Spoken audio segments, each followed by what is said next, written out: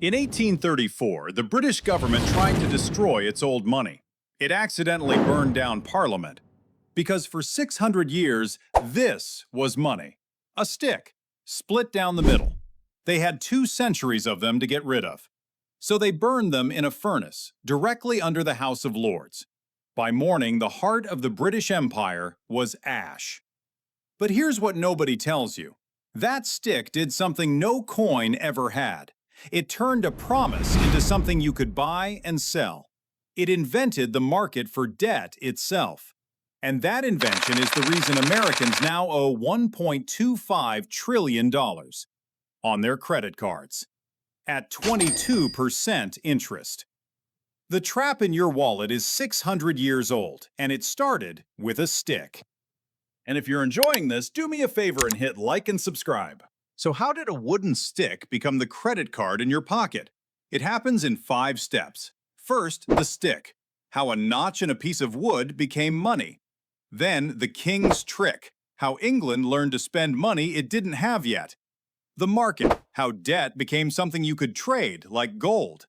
The migration, from burning wood to paper to the numbers on your screen. And finally, the trap. The reason all this debt can never, mathematically, be paid back. Stick around for that last one. It changes how you see everything. To understand the trap in your wallet, you have to start with this. This is a tally stick. For nearly 700 years, it was the most important piece of accounting technology in England. Go back 900 years. Almost nobody could read or write, and real coins were scarce. So how do you run the accounts of an entire kingdom? The answer was a piece of willow, about the length of your forearm. When you owed the crown money, taxes, rent, a fine, a clerk carved the amount into the wood as notches along the edge. And the rule was rough but clever. A cut as wide as your palm stood for 1,000 pounds, a thumb's width 100, a little finger 20, and a tiny nick a single pound. So one small stick could record a fortune without writing a single number. In a world that mostly couldn't read, that was everything. But here is the clever part. Once the amount was carved, the stick was split in 2, lengthwise, straight through every notch. The person who owed the money kept the short half, called the foil. The person who was owed kept the long half. And that half had a name that still echoes in finance today: the stock. Now think about what that split does. To fake the debt, you would have to add a notch to both halves at once. But 2 different people, often miles apart, were holding them, and any forged notch had to match the exact grain of the wood on the other piece. It was, for all practical purposes, unforgeable. This little stick was an unbreakable receipt. Centuries before the computer, England had invented a shared, tamper-proof ledger out of wood. And it worked. From Westminster, the system spread to every corner of the kingdom. Sheriffs, tax collectors, merchants, all of them, keeping score on split sticks. It outlasted the printing press. It outlasted England's first standing army. A stick beat them both. A humble piece of wood became the backbone of one of the most powerful treasuries in Europe. But a receipt only records the past, a debt already owed. What happened next turned the stick into something far more powerful, something that could reach into the future and spend money that didn't exist yet. And that is where the trap is born. So the tally stick was a perfect receipt. But a king found a way to turn it into something far more dangerous, a way to spend money that didn't exist yet. Picture a medieval king. He needs money now to pay for a war or a castle. But there's a problem. Taxes only arrive once a year, after the harvest. So the king does something clever. He calls in a merchant, say a man who sells him timber for his castle. Instead of paying with coins he doesn't have, he hands the merchant a tally stick. But this is no ordinary receipt. This tally is a promise. It says, take this to the Sheriff of Kent next autumn, and he will pay you, say, 100 pounds out of the taxes he collects. They had a name for this, a tally of assignment. Fancy words, but watch what it actually did. Because think about what just happened. The king got real timber today, and he paid for it with money that did not exist yet. He was spending next year's taxes this year.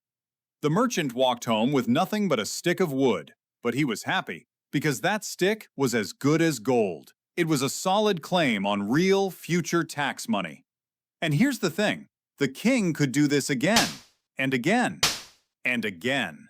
Medieval kings handed out so many of these wooden promises that they spread across the whole country. A whole country now ran on wooden promises. The government was living on money it hadn't made yet. Does that sound familiar? It should. It's the same idea governments still use today, except now the wooden promise has a modern name, a bond. The same trick, and today it's a trillion-dollar habit. But this trick had a catch. The merchant had to wait a whole year to get paid. So what if he didn't want to wait? What if he could sell his promise to someone else, right now? That single idea was about to create a monster. The market for debt. So our merchant is holding a wooden stick that promises him 100 pounds, but not until next autumn. And he needs cash now.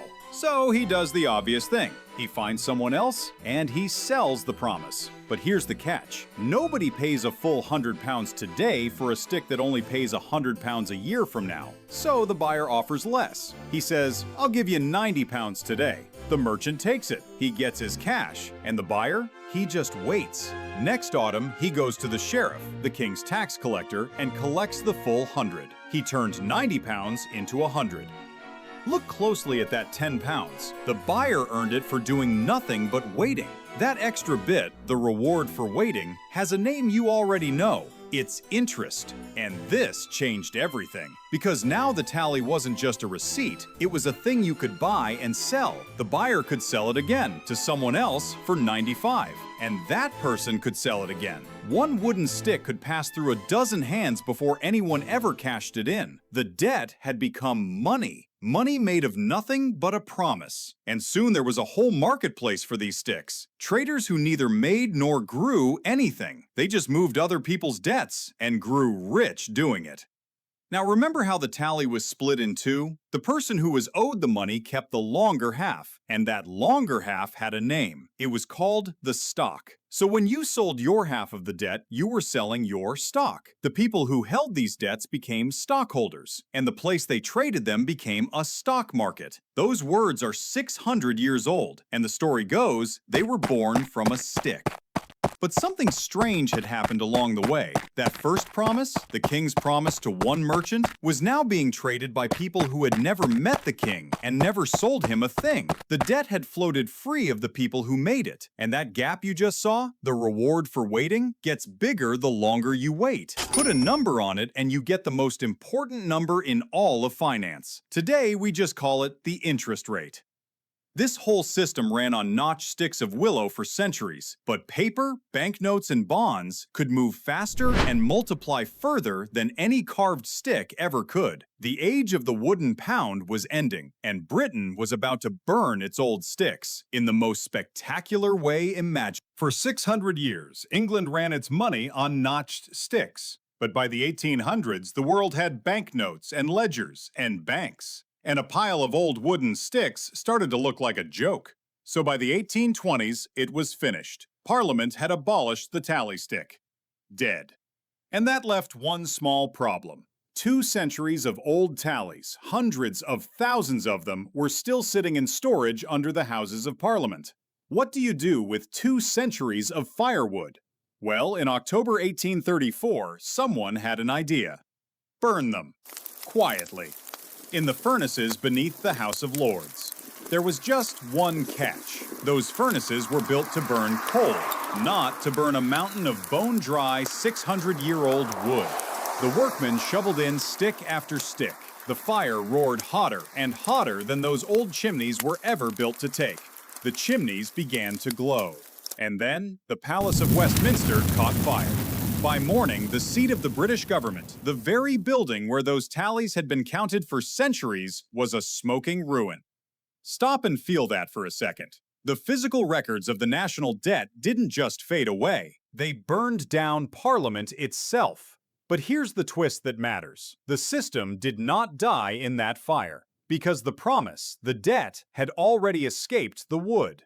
Just like it had floated free of the men who made it. It had moved onto paper. The exact same trick, "I'll pay you later out of future taxes," was now written on banknotes and government bonds.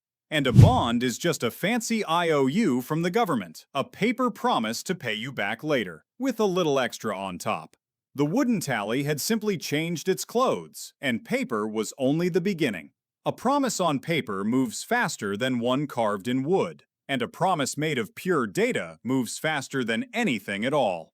A medieval tally took a whole year to pay out. A paper bond could change hands in a day. Today, that same kind of debt is bought and sold by computers in millionths of a second. The promise never slowed down, and it never stopped growing.